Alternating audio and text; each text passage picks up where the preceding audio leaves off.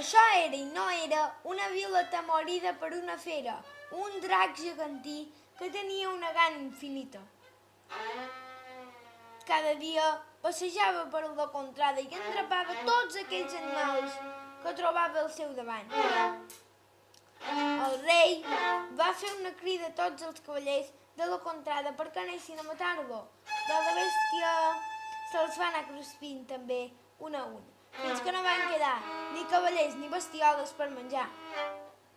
El drac va exigir que volia cruspir-se un infant ben tendret i si no ho feien a les bones acabaria cremant amb la seva flama tot el poble.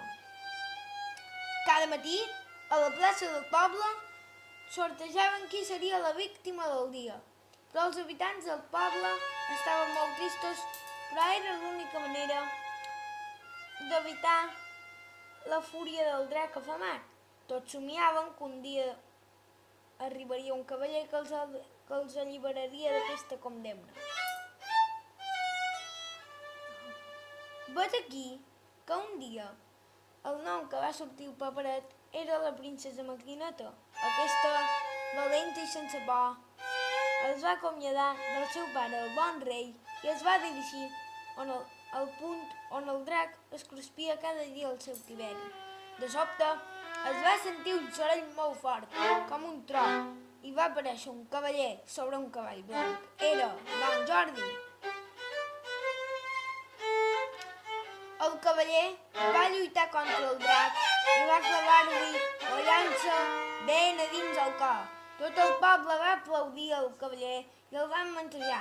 La princesa es va enamorar bojament d'aquell superheroi que li havia salvat la vida, però el cavaller havia de marxar.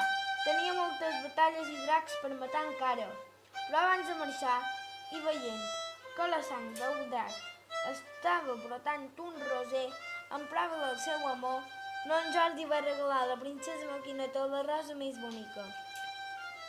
I vet aquí que des d'aquells temps els enamorats continuen cada 23 d'abril, dia de Sant Jordi, regalant una rosa a les seves enamorades. Conte acabat, conte contat.